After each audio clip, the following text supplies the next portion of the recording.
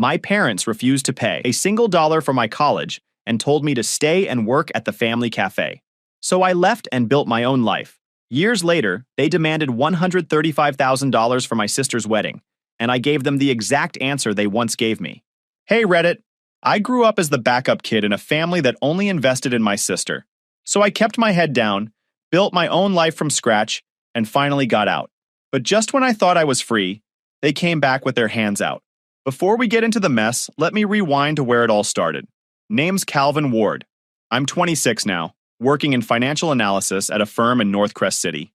But this story doesn't start there. It starts in Willow Hills, the small town where I grew up in a modest 2-story house that looked like every other house on our street. My dad, Douglas, ran a neighborhood cafe. My mom, Janet, stayed home most days. And my sister, Lydia, was the family's official pride project. If you grew up with a golden child sibling, you'll understand this next part immediately. Lydia didn't just get praise, she got announcements, achievements, compliments, random moments.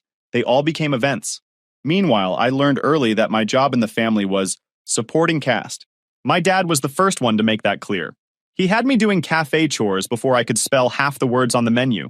Heavy boxes, deliveries, cleaning, random repairs he didn't want to do himself. If a pipe was clogged, it was suddenly a good lesson in responsibility. If chairs needed moving, he'd pat my shoulder and tell me I was built for practical work. Funny thing, once a customer tipped me $20 for running an order to their car in the rain. Dad took it, and later I found out he gave it to Lydia as reward money for doing well in school. I was 12. That was the moment I realized effort wasn't the currency in our house. Image was. Mom wasn't loud about it, but she had her own way of drawing lines. She called Lydia brilliant, gifted, our bright one. I was steady, practical, and good with my hands, which is parent code for don't aim too high. She said it in a soft voice, like she was doing me a favor by keeping my expectations in check. Family gatherings followed the same theme. We'd sit in a living room full of relatives, and the conversation would turn into what Lydia accomplished this month. I didn't mind talking. No one asked. After a while, I just stopped trying. I'd sit, listen, and file every comment away. Not because I wanted revenge or anything dramatic. I just learned that paying attention mattered more than complaining. Everyday life had its own small reminders of the ranking system. When a new phone came out, Lydia got it. I'd get her old cracked one with the battery that died in an hour. When she grew out of clothes, they became mine if they were gender neutral enough. If not, Mom picked up clearance stuff from a discount rack and called it good enough for school. None of this made me bitter at the time. Kids don't label things like that. You just live the pattern you're handed. I ate the disrespect quietly because arguing never changed anything. It only made me look dramatic or ungrateful. 2 words my dad loved using whenever I pointed out the double standards. So I adjusted. I stopped expecting fairness. I stopped expecting praise. Instead, I watched. When you grow up as the backup kid, you either break or you become observant. I chose observant. I learned to track who invested in me, almost no one, and who invested in Lydia, everyone. I learned which promises were real, my grandparents, and which ones were just noise, my parents. By the time I hit high school, the pattern was so obvious that I didn't take anything personally anymore. Lydia succeeded? Great for her. I just knew none of that translated into help for me. If I wanted something, I figured I'd have to build the path myself. Looking back, that mindset ended up being the best survival tool I had. It didn't make me colder, it made me clearer. I wasn't confused about my place in that house. I wasn't waiting for an apology or a sudden moment where they'd look at me and realize I was worth the same as my sister. Lydia got into Ridgeview University in early spring of my junior year. The moment that envelope hit the mailbox, our house turned into a parade float. Janet called every relative she had ever spoken to. Douglas closed the cafe early so the family could celebrate properly. Apparently that meant Lydia picking the dinner, Lydia picking the dessert, Lydia choosing which photos got posted online with captions like, "So proud of our brilliant girl. We've saved for this since she was born." That line stuck with me. Saved since she was born. Nobody had ever said anything like that about me. Still, I assumed my turn would come. Not fanfare, just fairness. By senior year, my grades were steady. Mostly A's, a few B's, and one club I actually liked. I wasn't a prodigy, but I wasn't dead weight either. I worked the cafe shifts Douglas assigned, handled the heavy stuff without complaining, and kept my head down. Applying to college felt like the next logical step, not a wild leap. One night after dinner, I brought it up. Calm, straightforward. Mom, Dad, I've been looking at universities. I want to apply. Janet didn't even pause. She laughed, not unkindly, just dismissively. Calvin, sweetheart, college isn't really your lane. You're more practical. Nothing wrong with that. Douglas nodded like she'd made a profound point. Your sister is academic. You're hands-on. The world needs both. They said it like the roles were assigned at birth and couldn't be changed. I didn't argue. I just clarified. My grades are solid. I can get in. I want to study finance. Douglas rubbed his jaw, like the words annoyed him. Calvin, the cafe is hitting a rough patch. Business is down. We need you here. This family can't afford to lose you right now. This was new. He'd never claimed the cafe was failing before. I waited.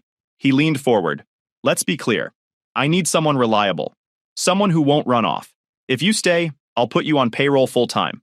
Stable work, room to grow, responsible path. Janet chimed in. It would help all of us, honey. Then Douglas pulled out a folder, an actual folder, and slid it across the table. Inside was a long-term employment agreement with his signature already on it. 5 years. Locked schedule. No attending school out of town. This protects you and protects us, he said. If you sign, at least we know the cafe won't collapse. We raised you better than chasing risky ideas. It was guilt covered with family duty. Responsibility wrapped around a trap. I kept my voice even. I'm willing to help, but I can work part-time while studying. I can come home weekends. I can adjust my hours around classes. Douglas shut that down immediately. Not enough. You'll get distracted. The cafe needs full commitment. All right then. I tried a different angle. I'll do a formal loan agreement, I said. College costs. I'll pay it back with interest. We can put it in writing. I'll sign whatever guarantees you want. Janet didn't hesitate. No borrowing. Our family doesn't take loans on principle. That was the same principle they abandoned whenever Lydia wanted something expensive. I closed the folder, pushed it back, and said nothing else. There was no point. Their decision wasn't about the cafe, and it wasn't about practicality. It was about where they placed value. Lydia was worth investing in. I was worth using. I didn't waste a second argument. Their minds were made up. So was mine. The next afternoon, I took the bus to my grandparents' house, Franklin and Marjorie. I told them everything, not with drama, just straight facts. They listened without interrupting.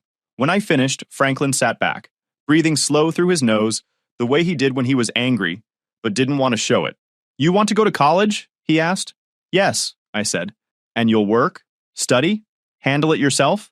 I will. He nodded once. Then you're going. Over the next 2 weeks, Franklin made calls, filled out paperwork, and contacted an old friend who handled real estate. By the third week, he had sold the old country place and the land attached to it. That property had been in our family for generations. He didn't treat it like a tragedy. He treated it like an investment. Me. To be honest, I felt bad about it, but I had already made up my mind that I was going to pay them back every dime they invested in me. When they handed me the deposit slip covering my first year's tuition, I didn't know how to respond.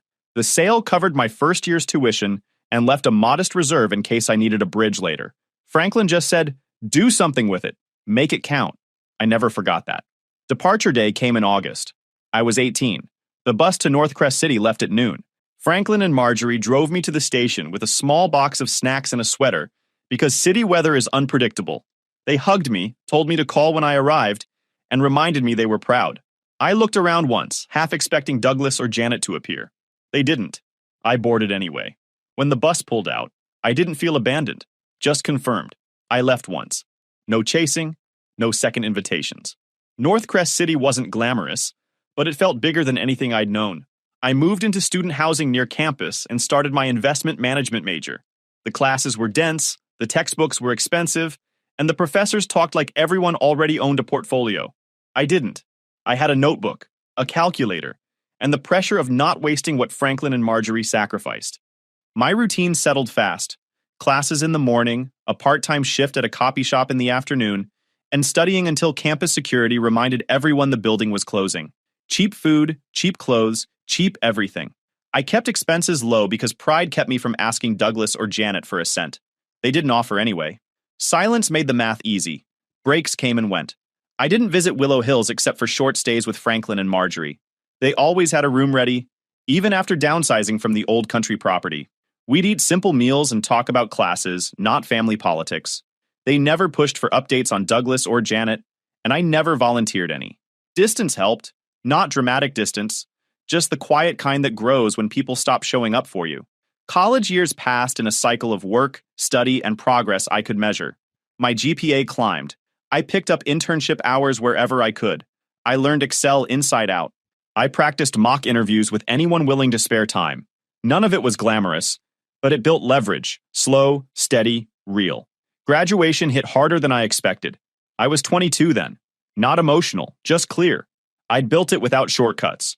Franklin and Marjorie came to the ceremony, sat in the front row and clapped like I'd been accepted into NASA. Douglas and Janet didn't come. They didn't call. Not even a generic congratulations. I didn't wait for one. The job hunt after graduation was rough. Companies wanted experience I didn't have, and internships counted only halfway. I sent out applications every morning and checked emails at night. Weeks went by with no replies or boilerplate rejections. I didn't take it personally. It was the market, not a judgment of me. Eventually, a small trading company called Harbor Ridge Capital said they needed someone for entry-level research. They were blunt about it. Low pay, high hours, and boring tasks. I accepted immediately. Boring wasn't a problem. Boring was stable. With the job came my first apartment on Cedar Street. The building wasn't unsafe, just worn down. Peeling paint, slow elevator, neighbors who didn't speak much. I didn't need fancy. I needed my own place, my own keys, and a door that closed.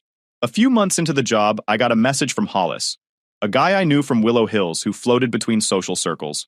Nothing major, just a link to a post Lydia had made. Caption: proud of my brother for graduating. I helped guide him through applications and essays, back when he wasn't sure what he wanted. Guide me? Lydia hadn't even asked what my major was. I read it twice, not because it hurt, but because it was a new development. She wasn't attacking me. She was rewriting history around herself. A small lie, early, but a lie all the same. I didn't comment on it. Didn't call her. Didn't ask for correction. I logged it. Same as everything else. Patterns matter more than posts. About a week later, Lydia texted me directly for the first time in years. Hey, haven't seen you in forever. Come to dinner Friday? Would love to catch up. Where?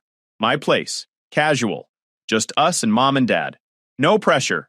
That no pressure was the red flag. Lydia's tone was always brightest when she wanted something. I told her I'd come. Friday night, I walked toward her neighborhood, keeping my expectations flat.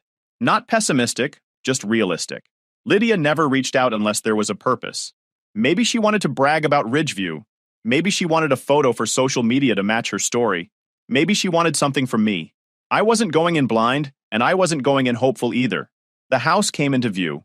One of those modern builds Willow Hills started adding after people from the city moved in. Lights on, silhouettes inside, conversations already happening without me. Same as childhood. As I walked up the driveway, I could see my reflection in the glass door. Calm, collected, exactly how I wanted to be. I knocked once. Lydia opened the door with a smile too bright to be casual. Calvin, finally, we've missed you. Missed me? Unlikely. But I stepped inside anyway. Inside, the living room lights were bright enough to feel staged, like a realtor was about to walk in with a group of potential buyers. Janet sat on the couch with the kind of posture that made her look permanently ready for a photo. Douglas had a drink in hand, swirling it like he was thinking about something important, even though he probably wasn't. And Bryce, Lydia's fiancé, stood near the dining table dressed like he was hosting a corporate mixer instead of a simple family dinner. Jacket pressed, shirt perfect, cuffs aligned. The man didn't crease. They were already mid-conversation without me. Standard. I wasn't surprised. They had mastered the skill of starting every event like I wasn't part of it. Grab a seat, Lydia said, guiding me toward the table with that bright, overly pleasant smile that meant she was running the show. The smile dropped the second she turned away, but she assumed I didn't notice. The moment I sat, she slid right back into whatever sentence she'd been crafting. So, she said, giving me a polite smile with an edge behind it, you're still at that trading place? Harbor Ridge Capital, I said. Right. Her tone made it sound like a convenience store. Must be cute. Do you get, real clients there? Or is it mostly spreadsheets? Janet laughed in that performative mother tone she reserved only for Lydia. Sweetheart, be nice. I'm sure Calvin's job is stable. Practical work is important. Douglas chimed in without looking up from his plate. If it ever falls through, the cafe's still there. We can always use reliable hands. He smirked like he'd just delivered a headline joke. Backups are valuable, Lydia giggled. Bryce offered a polite smile, the kind people give when they don't want to participate, but want to appear supportive. I stayed quiet, not out of shock. Nothing here was new. I'd heard these lines enough times to predict the rhythm. I just watched, letting them perform without my help. Janet leaned forward, lacing her fingers like she was preparing for a heart-to-heart. Where are you living again? Cedar Street? Yeah, I said. Lydia widened her eyes in exaggerated surprise. Seriously? Isn't that one of those starter neighborhoods? I drove past once. It looked tight in her mouth, translated directly to beneath us. Douglas nodded as if confirming some official report. Saw on the news that area's not exactly premium? You sure that's where you want to be? No reaction from me. Cedar Street wasn't luxurious, but it was mine. It was paid with my own work, not someone else's. They wouldn't understand that difference. Dinner kept that same rhythm. Tiny jabs disguised as casual conversation. Lydia, now on staff at Ridgeview University, talked about her job, dropping buzzwords and emphasizing responsibility like she expected applause. Every few sentences she glanced at me, checking to see whether I looked impressed. I didn't. Douglas slipped in occasional comments like, steady jobs build character, and some people aren't wired for high-pressure work. Janet asked whether I'd thought about something more stable long-term, which was her coded way of suggesting I should stop aiming upward, so Lydia's shine remained unchallenged. At one point, Lydia started explaining a project she led. It's just so fast-paced. Lots of responsibility. Not everyone can handle that kind of pressure. Janet nodded. Your brother's more suited to reliability. He's always been that way. Douglas chuckled. He'll figure it out eventually. Every comment had a message. Know where you belong. Don't reach past what we decided you're meant for. I collected each one like data points. No heat behind it, just observation. Finally, when the plates were cleared and dessert appeared, I decided I'd heard all I needed to. The script was predictable. The digs were predictable. The dynamic hadn't changed. I pushed my chair back quietly and stood. I'm heading out. Lydia blinked like she hadn't prepared for that line. What? You're leaving already? I've got enough for tonight. Douglas snorted. Always dramatic. I didn't answer. I walked toward the door. Hand on the knob, I heard footsteps behind me. Measured, deliberate. Bryce. Calvin, he said. 1 second. I turned. He stepped into the hallway with the practiced calm of someone accustomed to being listened to. He clasped his hands behind his back like this was a performance review. I just want to keep things clear, he said, voice low, smooth. Tonight wasn't meant to feel strained. I waited. The pause told him to continue. He shifted slightly, shoulders straightening. Lydia's world is structured. High expectations, certain circles, certain image. People around her need to fit that framework. He held my gaze. There was no malice in his tone, just condescension polished until it sounded polite. I respect that you're trying to build something, he added. Truly, but understand she operates on a level that requires alignment. His meaning was sharp. Know your place. I watched him for a beat, letting the silence stretch until he realized I wasn't reacting the way he expected.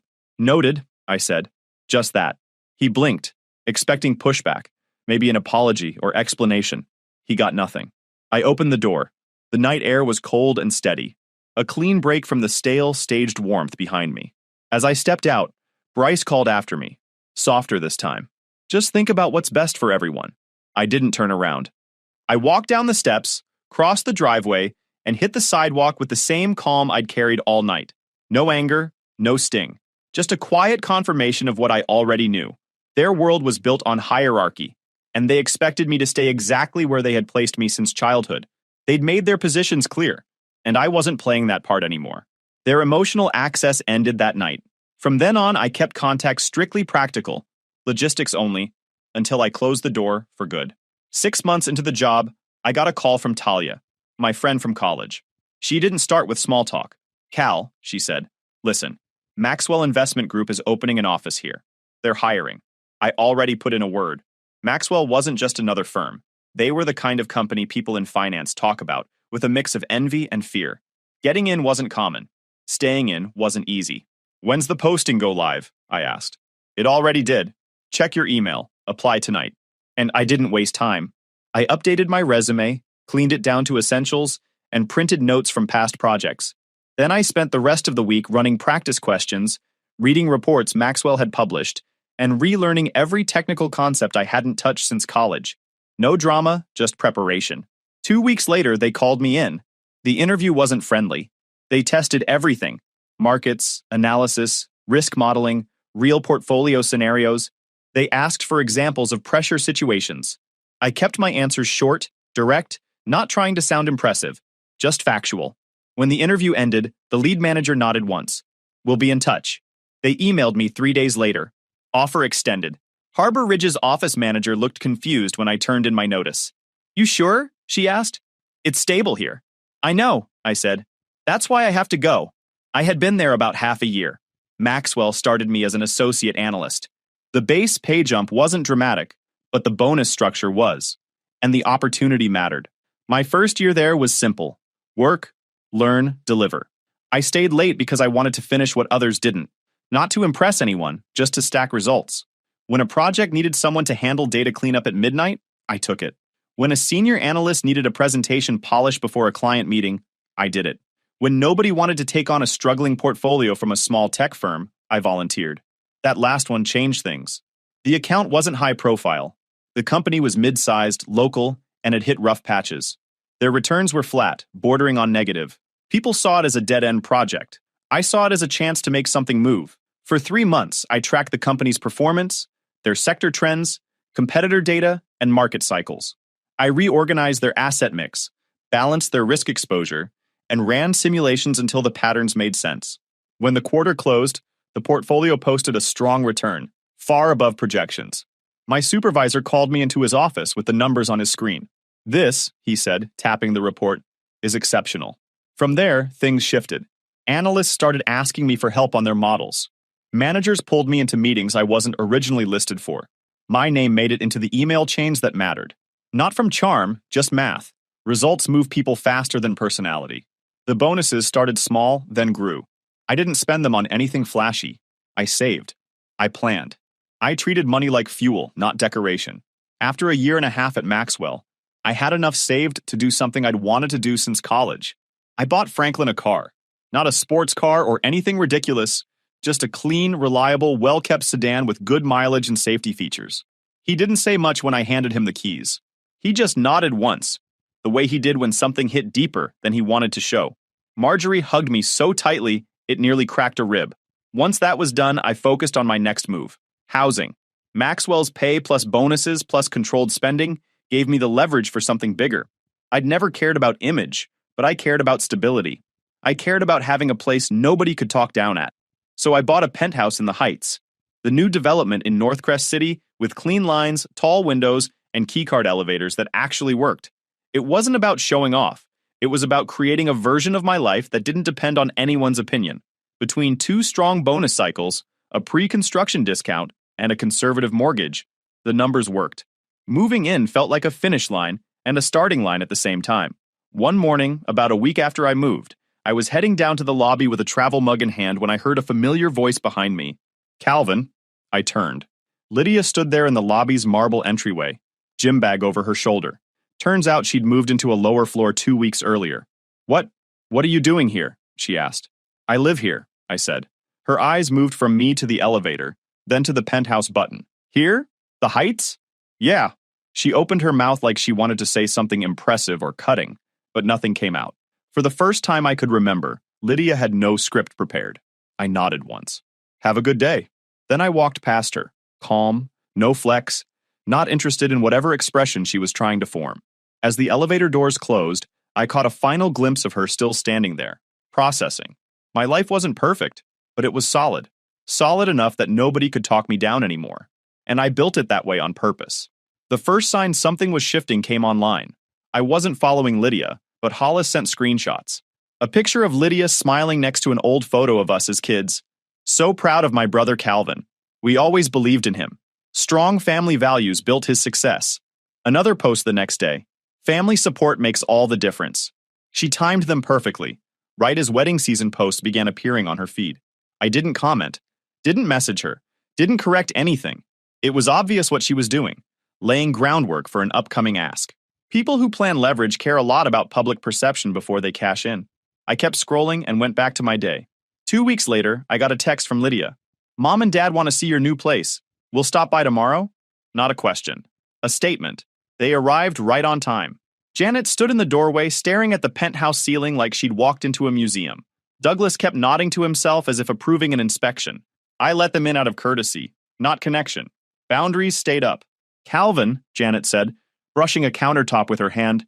This is impressive. Douglas added, very impressive. You've done well. Polite, warm, completely out of character. Lydia slipped in behind them with a bright, purposeful smile. We were actually hoping to talk about something important. There it was. They sat down like they were about to negotiate a merger. Janet started. As you know, Lydia and Bryce's wedding is coming up. It's a significant event for both families. Douglas nodded. Their venue, the planner, the arrangements, everything has to match Bryce's family's expectations. Then Lydia delivered the figure like she was reading from a brochure. The total cost is around $300,000. Mom and Dad agreed to cover half. It sounded outrageous for Willow Hills, but the venue and vendors were in Northcrest City, and Bryce's parents insisted on imported everything. That is how you reach $300,000 in a hurry. Janet jumped in. Before we knew the final numbers. Douglas sighed. A bit higher than anticipated. Then Lydia leaned forward. So we were hoping you could help. Just $150,000. As a loan. We'll pay it back. I didn't say anything for a few seconds. They all waited. Then I asked, a loan, right? With an agreement? Douglas nodded. Of course. And you'll pay it back? Janet folded her hands. Naturally. I leaned back. Interesting, because when I asked for a loan for college, you said our family doesn't borrow money on principle. Silence. Janet blinked. That was different. It wasn't. Douglas cleared his throat. We're talking about family reputation here. And I was talking about education. More silence. I kept my voice even. You have a principle. I'm using it. Same rule. No. Lydia stared at me like she'd heard the wrong sentence. Janet swallowed hard. Calvin, be reasonable. I am. Douglas stood up halfway. Think of what this means for the family. I cut him off with a small hand gesture. This conversation is finished. No yelling, no heat, just policy. They left with stiff smiles. Lydia didn't look back. 2 days later, Janet texted me. Honey, can you send a little help? Just a few thousand. We're short on a bill. No. After everything we've done for you? Calvin, please. No. She tried a voice message after that. I didn't play it. A week passed. Then I ran into Douglas at the grocery store. I was carrying a bag of produce when he stepped into my path like he'd been waiting. He didn't greet me. He just raised his voice enough for nearby carts to hear. I raised you, Calvin. A son takes care of his parents when they need him. People turned to look. Douglas watched me, waiting for me to defend myself or shrink. I didn't do either. I'm not discussing this here, I said. Then I walked past him. No speed, no anger, just forward. He stayed frozen behind me, caught in the attention he'd tried to weaponize. Later that evening, my phone lit up with Lydia's name. I answered on speaker while reviewing a report. Her voice hit immediately. What is wrong with you? Define wrong, I said. You embarrassed Mom. You humiliated Dad. They told you about the wedding. You have the money. You're just being petty because of high school stuff. Incorrect. You could help us. You just don't want to. That's selfish. I didn't reply. She kept going. Bryce's family expects a standard. We can't just show up looking like we're cheap. I waited. I wanted the core ask to surface. There it was. You're ruining everything, she snapped. Good night, Lydia. I hung up. The next morning, she sent an email. A full breakdown of wedding costs. Color-coded, labeled non-negotiable. I opened it during lunch. The numbers were absurd. $20,000 for themed floral arches, $10,000 for a family photo wall experience, $15,000 for imported table settings, $8,000 for a curated scent environment, $12,000 for custom invitations, and so on. Line after line of inflated nonsense. She added a note at the bottom. This is why we need you to contribute. These are fixed. Please understand. I read it like a stranger invoice from a company I didn't hire. Then I closed the email. A pressure campaign only works if the target bends. I wasn't bending. I held the line. Calm, straight, final. My rage stayed policy. Sunday dinners with Franklin and Marjorie had become routine. Their smaller house always smelled like roasted vegetables and something cooling on the counter. No tension, no scripts, no sideways comments. Just a meal and two people who meant what they said. That weekend, Marjorie set extra napkins on the table and said, Your parents called us yesterday. I raised an eyebrow. What for? Franklin answered before she could. Money. Marjorie shook her head. They were talking circles around themselves. Claiming they're under strain. that they're expected to contribute a large portion for Lydia's wedding, and it would be a tragedy to fall short. Franklin poured water into our glasses. Then your mother suggested we sell the car you bought me. His jaw tightened. Said it was just sitting in our driveway. I blinked once. She said that out loud? She did, Marjorie confirmed. Franklin set the pitcher down with a controlled thud. Told her no. Told her if she brought it up again, the call would end. She brought it up again, so I ended it. That was Franklin in a sentence. Calm until someone crossed a line, and then unmovable. Marjorie sighed. They're desperate for money and approval. They don't care where it comes from. I didn't reply. There wasn't much to say. They'd pushed every angle they had with me. Moving on to my grandparents was predictable. Over the next week, gossip spread around Willow Hills. Small towns don't need accuracy to stay loud. Someone claimed I refused to help the family in a crisis. Someone else said I'd abandoned my parents after becoming rich. Apparently, I'd even cut Lydia out of my life because I was jealous. None of it was surprising. I didn't defend myself. I didn't call anyone. I didn't post long explanations online. Explaining yourself to people who already picked a side is a waste of time. Then Kyle showed up. I ran into him in the parking lot of a hardware store. He started with a smile that didn't fit the situation. Man, everyone's talking about you, he said. Saw your parents the other day. They seemed torn up. I waited. Kyle loved building up to his point. Look, he said, shifting his weight. I get it. You're hurt. But maybe you should see their side. Which side is that? I asked. They raised you, and they're struggling. You're doing well now. You could be the bigger man. You only get one family. I nodded once. Right. He brightened, thinking I agreed. Then I added, nobody told them to be bigger parents. Kyle froze. The sentence landed exactly where it needed to. I stepped around him and kept walking. He didn't follow. 2 days before the wedding, Lydia came to my building. Not the lobby, my door. She knocked lightly, the way people do when they're trying to sound gentle. When I opened the door, she put on a practiced smile. Cal, she said softly. Can we talk? I leaned against the doorframe. Say what you need. She stepped inside without waiting for an invitation. I don't want us to be like this. We're siblings. We should support each other. There it was. The peace opener. She sat on my couch like it belonged to her. The wedding is important, Cal. Not just for me, for Mom and Dad. They've tried so hard, and they're embarrassed. Bryce's family has expectations. We can't show up looking small. Then she shifted tone, exactly as expected. If you could help, even a portion, it would change everything. You know we'd pay you back. I looked at her calmly. No. She blinked fast. You didn't even think about it. I did. The answer's still no. She stood abruptly. So that's it? You'd rather let your parents look poor? They created the situation. They can handle the outcome. Her voice cracked into anger. You're unbelievable. You act above everyone now. I'm not above anyone. I'm just not available. She stared at me for a long second, waiting for something. An apology. A crack. Anything. I didn't give her one. Goodbye, Lydia, I said. She stormed out. That evening, Talia texted me. Talia, not sure if you care, but FYI, your parents finally told Bryce's family they can't pay their half. Talia, his parents were not happy. They're cutting costs everywhere. Looks like the wedding's getting downgraded hard. She added, you made the right choice. Just thought you should know.